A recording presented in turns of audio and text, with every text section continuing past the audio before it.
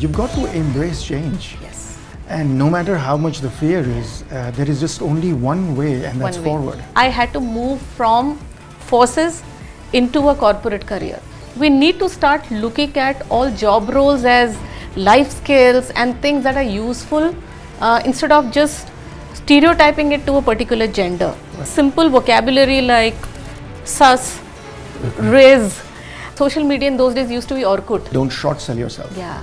Don't shrink yourself. I mean, there were times and places where I just diminished my shine to fit in. Legacy is greater than LinkedIn. Boxer Mike Tyson always say that everyone has a strategy till you get punched in your mouth. I always say what we were taught, it's called Josh with Hosh. I'm not representing just myself, but all the women who are aspirant of joining the forces. Nobody can prepare you or teach you leadership like what a war can do to a soldier. One thing you love about Gen Z, change begins when we think equal.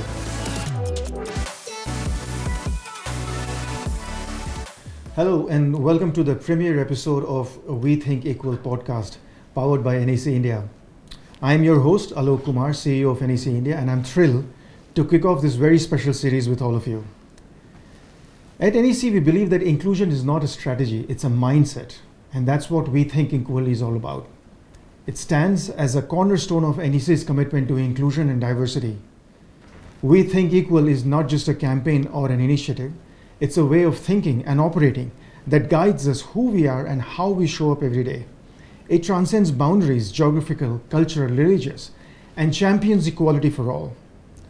Aligned with our purpose to orchestrating a brighter world, this podcast series will explore real-world challenges that affect us both professionally and personally. It's about bringing together diverse voices to inspire meaningful change inside the workplace and far beyond it. So let's begin by talking to someone who's lived these values in every chapter of her life. Vandana Sharma is a military veteran, a diversity and inclusive and HR leader, a TEDx speaker and a LinkedIn top voice, and a passionate advocate for inclusion, resilience, and growth. Vandana, welcome. Welcome and thank you for being here with us today. Thank you so much, Aalok. It's a pleasure, it's an honor. And We Think Equal, I think, has an amazing spirit, and that's why I'm very excited to have this conversation with you. Vandana, you have had a truly unique journey from the armed forces to the boardroom. How have your early experiences shaped your views on resilience and leadership? Thank you. Interesting question. And I think every time I get asked this question, it puts me back in a reflection mode. I'll say it started with my childhood. Dad in the Air Force, and most of my family has been with the armed forces. So I grew up seeing men in uniform, fighter pilots. And that's when I used to wonder why men fly planes and women don't wear uniform as a very young kid. And that made me think, probably this is something I'd love to do. And I would wear my father's uniform, I would try and salute loosely that entire overall. And I always feel that maybe universe heard my desire very hard, and that's how it came true by the time I grew up. And whenever there were setbacks, whenever there were other people sort of challenging me just because of my gender, I had the backing of my family, and that helped to build the resilience and continue to focus on my journey as a student and as I grew up. And subsequently, by the time I reached my college, the government had started the women's service scheme. So I did not think twice. I said, this is what I want to do. My brother had already gone to the Officers Training Academy, Chennai, and I said, I'm just going to follow his path. And I reached the academy. Now, this is the point where I realized that girls are different from boys, because as soon as you move from being a daughter of a defense personnel to being a cadet in the academy, now people are looking at you as someone, and this is talking about 96. Yeah. So years when people had not seen women in uniform, and everything was very hit and trial and experimental. So it was a short service commission, and there were 30 of us in the academy, and every day used to be a test to see whether girls can do a lot of things that the boys can do. And we did our best. We graduated from the academy. Now I reached my first unit. So I often saw that people had a lot of curiosity to see who this person is, and they realized that here there was a 22-year-old, 5 feet 2 inches, small girl who did not look like what they imagined as an officer. So that was slightly funny and challenging at the same time, because they would think, oh, this one looks like a school kid. So with all of that, I tried to do the best I could, because it was not just about Vandana, but it was about so many other young girls who would join the forces, and we were the pioneer batches.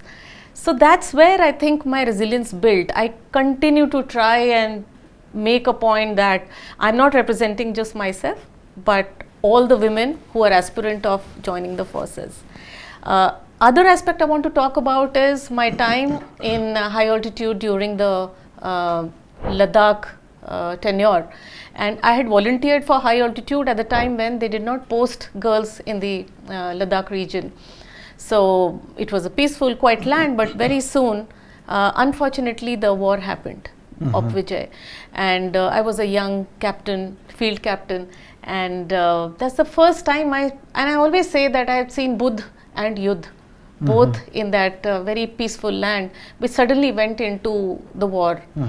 And I think nobody can prepare you or teach you leadership like what a war can do to a soldier. And you don't know, a lot of casualties were happening, and a lot of things were, the VUCA that we talk about was all there. Even when I narrate it today, Aalok, I go back to that zone because it touches me so closely. I actually see myself back in those Ladakh and Kargil days. And those lessons of leadership that came from a family like that, and the brave officers I served with, I think that taught me everything about resilience. It taught me everything about leadership, and I carry that gratitude into my life till date. Yeah, wow. There are so many threads in that, in the little anecdote that you gave, and I don't know, I can go in so many places with what you just said, but one of the things that, besides the resiliency part that you talked about, that I will touch upon later, is how the ecosystem supports you. So whether your parents supporting you, or whether the government of India coming up with the female cadet scheme was an ecosystem that, and we as leaders in corporate keep thinking about that. What's the right ecosystem for our inclusion colleagues to thrive? What is it that is stopping them, and what more can you do? So we'll touch upon that a little bit more. But tell me, I mean, you seem to be very familiar with the choice of the career itself was a big risk that you have taken. But let me ask this question a little differently. What was the boldest risk that you took in your career? Okay. And what do you think is a lesson that the youngsters of today can take from that? Sure. So, as you said, Aalok, I think my choice of the first career itself was a huge risk. In the sense, nobody expected girls to be part of forces. And when I said I want to join forces, while my parents were all for it, and they were very proud of me, but I think in general people thought, oh my God, why did you join army? And there was this one incident where my mother had come to the first unit where I was posted, and this was in the middle of a forest where the elephants are called Maharaj in North Bengal. So when she came and she said, oh my God, how do you live here? Because there are leopards, there are herds of deer and elephants and all of that. So I said, Mom, I don't feel scared at all. I'm Captain Saab, I'm the company commander, and there are 700 troops that I'm managing, so it's all fine. So, I mean, there was that element even with the forces. However, I think the bigger risk that I as a person have taken, it was when I had to move from forces into a corporate career. And that happened because back in the day, the government did not have a long-term career for women. While I was a war hero, I was wearing more medals than a lot of other colleagues. Despite all that, I did not have a path ahead of me. I completed 5 years. The choice was to take another 5 years extension, which I did. After that, I had to decide for myself, what do I do as a 32-year-old and mother of 2 kids? My career had come to an end. So the hard choice I had was either be a homemaker and raise my children, which is a perfectly fun thing and a lovely thing to do. But I was somebody who was always a high achiever in life, and I said, I have such a stellar career. I'm written about in career history books of army, but I don't have a career beyond this. So what do I do? So it was literally moving out of my comfort zone, which sounds funny that, talking about army being my comfort zone, but that's the ecosystem I was familiar with. So I had to come out of it and start a new career altogether, which meant learning technology. And in 2006, when I had completed 10 years, the technology was still very different from what we know today. I always joke that the social media in those days used to be Orkut, which is not there today. I was somebody who used to work with files and, in the offline world, and suddenly I had to learn everything about computers. So it was a funny situation when I think back, but it was crazy. And the other, popular way for me to say what that transition was is to say that boxer Mike Tyson always say that everyone has a strategy till you get punched in your mouth. So I think I got that punch all over my face in 2006 because it was not just learning technology, but living in a big city. Major who used to drive in high altitude in Ladakh roads and Rajasthan roads, a nice gypsy and speed of 120, 140. Suddenly you land yourself in a city like Bangalore and clutch brake your way to office 2 times a day. And that I said, oh my God. I said, how do I tackle this whole change to being a beginner all over again? So I said, let me put my head down. Let me start as a learner and say, let me learn from whoever can teach me the new ways of the world. So that's the way I chose to get into an IT company. Straight from army, I joined Wipro, and that was a huge transition. I knew nothing about, and I always laugh and say that, army doesn't teach a soldier what ROI is. And back in the corporate world, everything is about return on investment. So these are new things that came to me. I said, okay, I have to now start figuring what is the return on investment. And so I think it was a huge change, not just with knowledge, career, experience, but life, with parenting, with everything that came with it. So, so in a nutshell, what would you tell the youngsters with your experience? I'd say change is inevitable. Yeah. And comfort zone is great for stability, but if you want to grow, then you have to push beyond. And I think, in India, as we keep saying, dar ke aage jeet hai. When you're scared, you have to move beyond and then you win. You sure have. And as you would notice as I'm asking this question, I'm constantly using the term youngsters and not female. and the reason for that is even I'm getting inspired sitting over here, what you were saying. And I think it's not just about diversity or female colleagues, but this is a life lesson, which is you've got to embrace change. Yes. And no matter how much the fear is, there is just only one way, and that's forward. Absolutely. Right? So well said, really well said. Thank you. Our We Think Equal, you are very familiar with our campaign, and We Think Equal, it is all about creating spaces where people can be seen and people can be heard. Right. What has been your experience? You have worked with so many diverse teams, whether it's the military, whether it's corporate, whether it is entrepreneurship, startups. What shifts have you observed in how inclusion is being lived today? We are talking of 28 years, and when I look back, the world that I had joined in 1996 did not have a space while the ecosystem was being created, and we were trailblazers. So we went in there and we sort of created the ecosystem. If you talk about 2025, a lot has changed.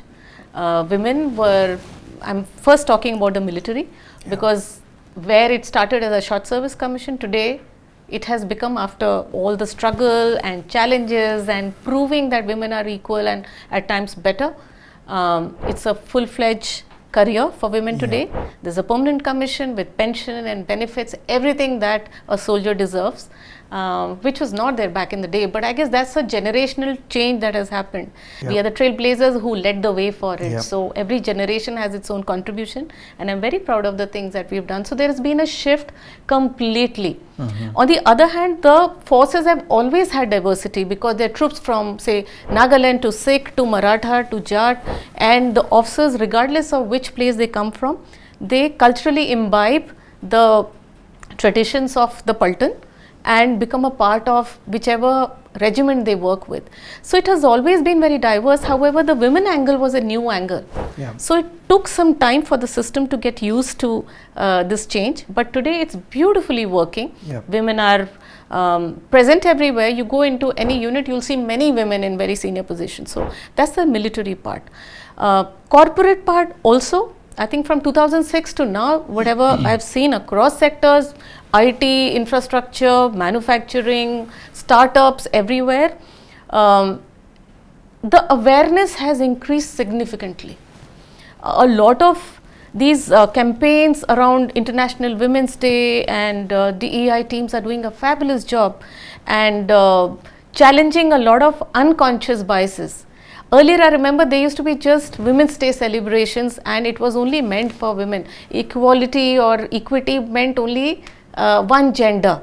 Yeah. But there is such tremendous amount to do when it talks about diversity. There are people who are neurodivergent. There are people of 5 different generations in the workforce today. So there's so much that needs to be done. So I think challenging unconscious biases is something where we have arrived. And this is something that will have to continue for maybe another many decades for more change to come, but it's in a great place. No, I can't agree more. I think surely the shift is happening, but as you know, a recent study done by a very celebrated and credible statistical organization says that it will take about 5 generations for gender diversity and inclusion to truly get integrated. The second point I think I would go back to is what you were saying about Army, and Army in so many ways is an institution which is such a role model. Its job definition does not change because you come from one part of the country. Of course, you belong to a certain regiment and you are loyal to your regiment and you will die for that regiment.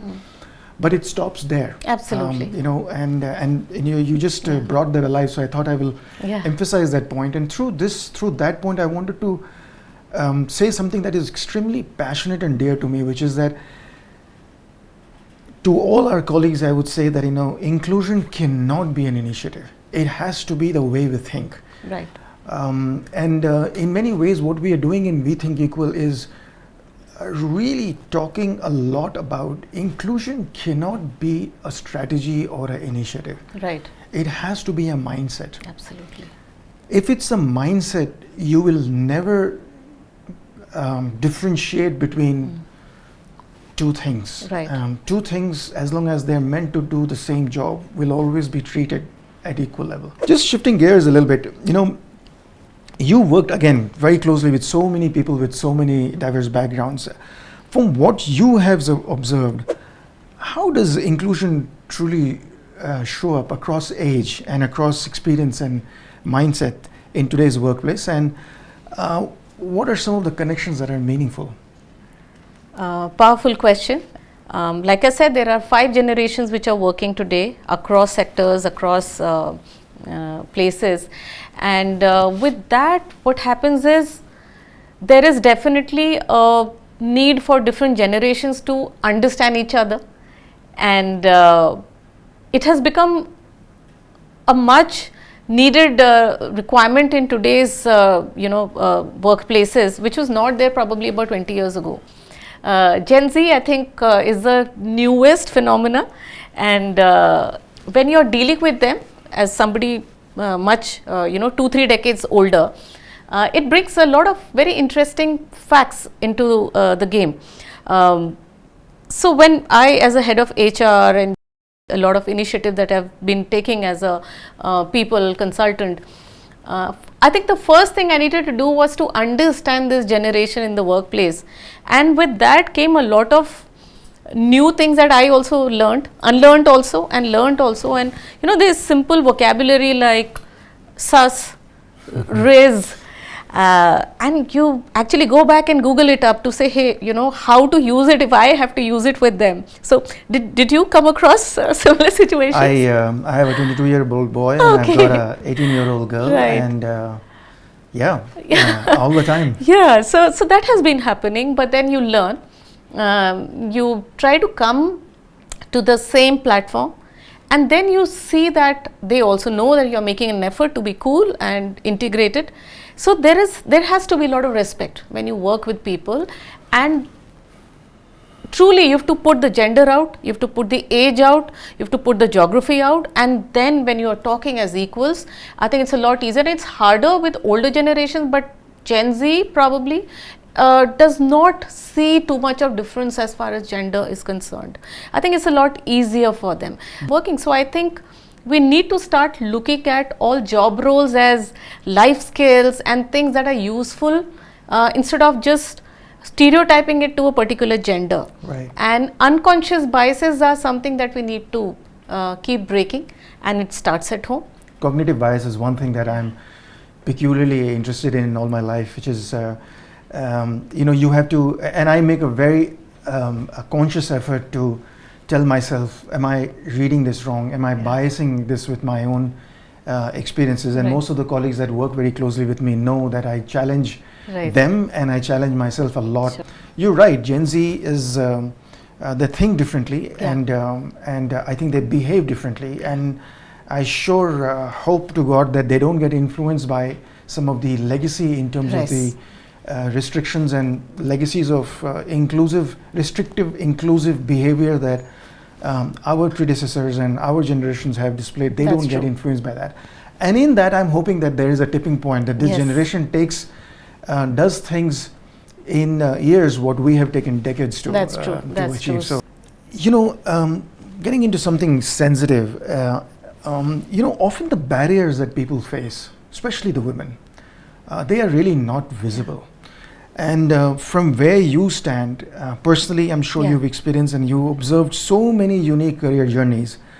What are some of the quiet stereotypes that you've seen people, women, navigating? Right. And how can individuals begin to challenge them? Any suggestion from your personal experience and from what you have seen other people doing and navigating those? Right.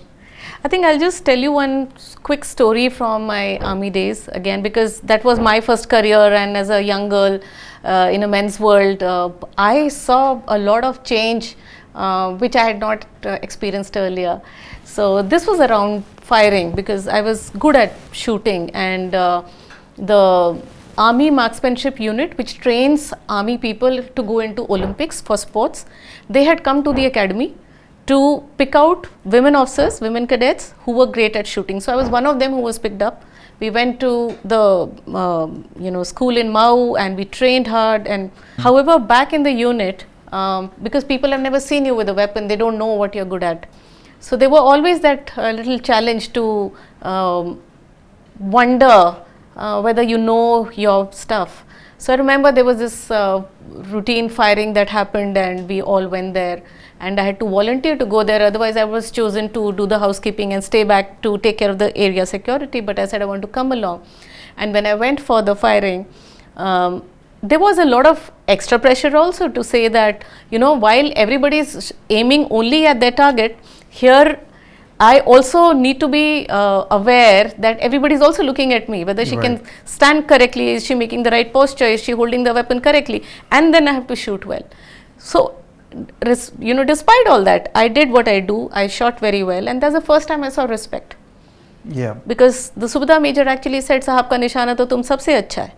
So I think that earned me the respect, and I always say that if you're good at what you do, then the gender stops to matter. And that's the one thing that I always say when I talk about, what women need to do to make a place for themselves in workplaces, because there is this unconscious bias, because nobody has seen you in a particular position. So wherever you're doing something new, there will be this kind of mindset issues, but it can be worked upon. You just need to be absolutely stellar and excellent at what you do. And other one I will quote is from a very recent time. So this was about being a woman in the army, and now the other stereotype is probably of being a soldier. And 2 years ago, I was doing a motivational talk for one of the leading American banks in Bombay, and they had put me up at one of these star hotels, which is present worldwide, and already a DEI advocate, and they do everything right. So that sort of awareness. I went into the hotel, and because the room was booked for Major Sharma, when I reached my room, there were bouquet and all of them, and there was a little card which read, "Welcome, Mr. Sharma." And welcome, Mr. Sharma, because if it's a Major Sharma, it must be a guy. So that was, it just made me laugh out loud. And then I said, I can keep quiet about it, but why don't I call it out? And the organization may learn something. While they are already doing so much about DEI, this may also be my opportunity to tell them that a major can be a woman. So I said, this is something I need to do, and that's what I urge everybody to say. If there's something that you're seeing for the first time, call it out. So going back to what women need to learn, I think is just the fact that be the best at what you do and keep breaking stereotypes. Yeah, I'm very powerful. And what advice have you seen stand out across many successful careers that helps women stay grounded? What is an advice that you will give to somebody, especially women, in this kind of going a little bit more focused around how they need to be staying grounded in what they need to do? What would you advise them? I think the most important thing is what we started with, being resilient. There will be these challenges. I think they've been there and they'll continue to be there, being resilient. And if one day has been bad, it doesn't matter. You show up again with the same strength, same courage. It's important to stay resilient and stay at it. You find a way. I think women that way are, I take the liberty of saying we are more resourceful. Absolutely. We can multitask, we can do so many things together and make it look like breeze. So I think there's a superpower there, and never doubt that. Can't agree more, can't agree more. I will, if I may add, with your permission, something that my job had taken me to a particular city, and my boy was very young at that time, 7-8 years old, and I wanted him to get kind of integrated with the city and the clubs and soccer and all of that. And he was not getting a spot in a club to play. And these were all these little, 8 years, 10-year-old boys. And then I went and spoke to the organizers and said that, hey, can he get into a club? He said, and all the spots are full. But you know what? I've got a waiting list of about 14 or 15 people. So you'll have to wait. So I said, you said you have a waiting list of 15 people. So he said, yeah.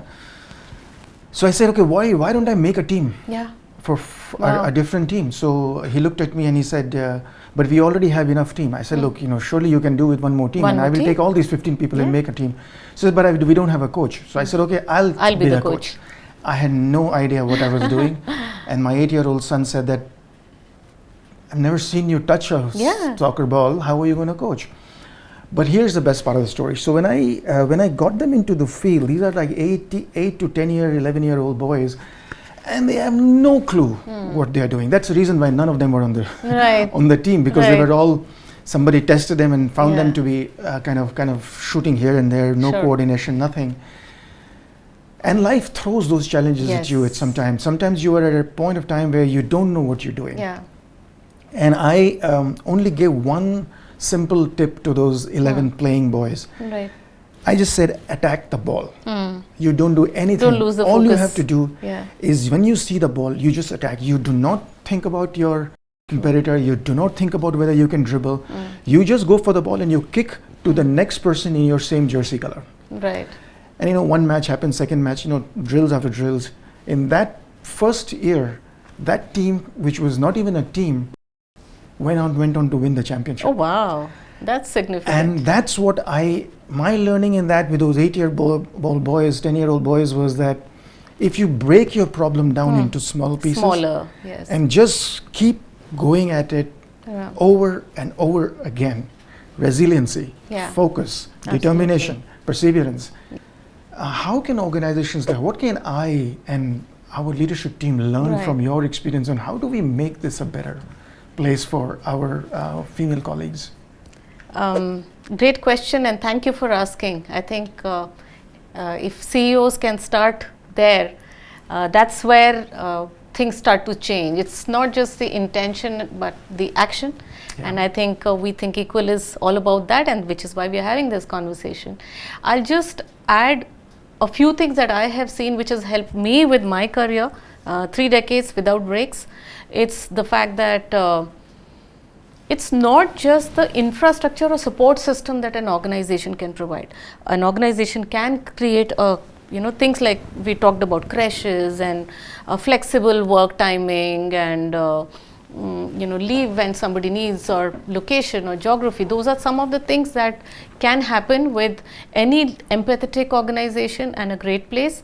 I think there are few more things if you want to put one notch above, which I've seen in a bunch of organizations and some places where I led DEI, to say that how can we help women become better professionals as well as better mothers and better at everything. If you bring in that lens, you can bring in so many other angles. For example, in one of the organizations, we had this financial literacy thing planned out for the women, because what happens is, while women have entered workplaces, they are working shoulder to shoulder, performing, excelling, becoming leaders, but when it comes to personal finances, you notice that it is either handed over to father or to the husband, and not many of them are aware of how to save, how to invest.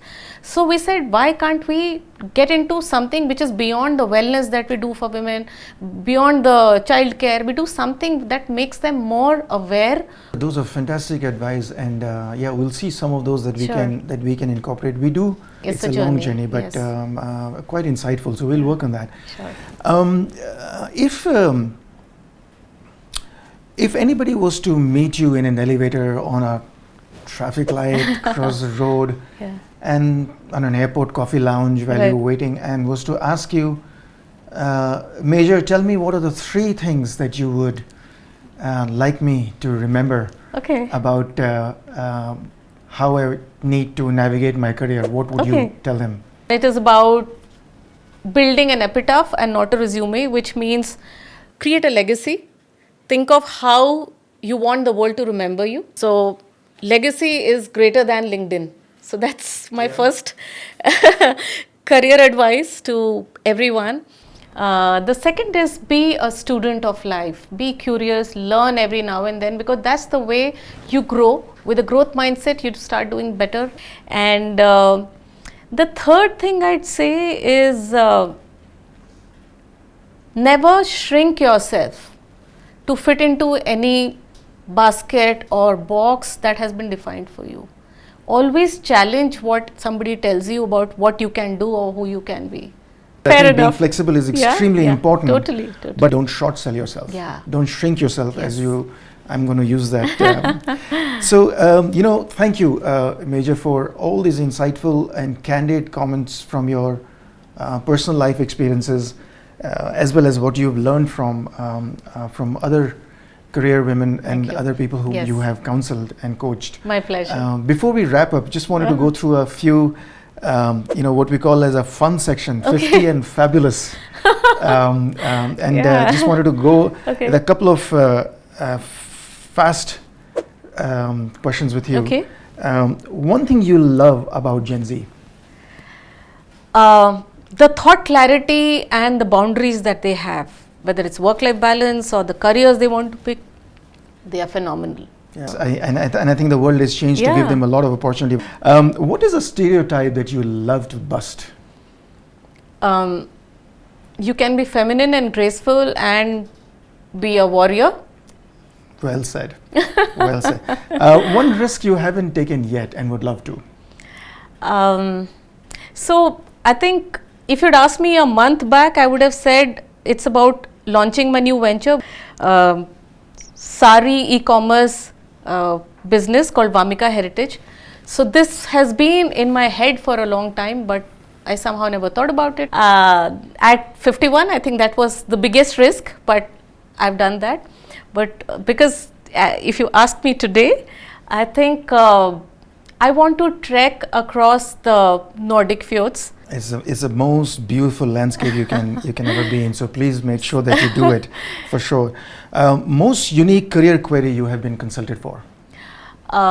Someone wanted me to do a leadership workshop and create a course around military officer mess stories, the fun stuff that happens in a otherwise a very serious organization. So how to create a leadership workshop around that, and it just put my head into a spin for a while. Were you able to?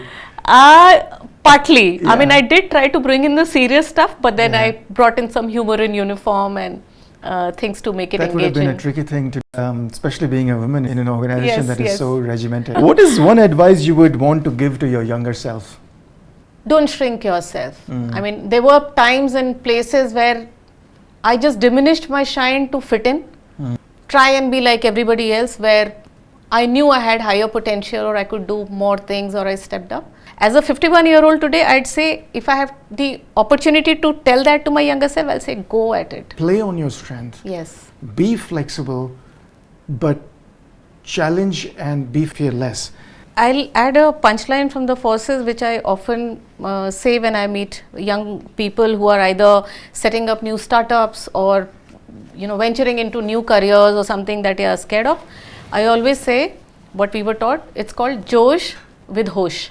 Lovely. That's a beautiful way to wrap this up. Thank you so much, Major, for being a part of our first show that we are launching. There will be a series of this coming, but thank you so much for your such a pleasure, insightful thoughts on it. Thank you so much. Thank you.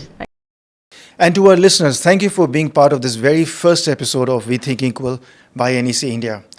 We hope it sparked reflection, courage, and inspiration.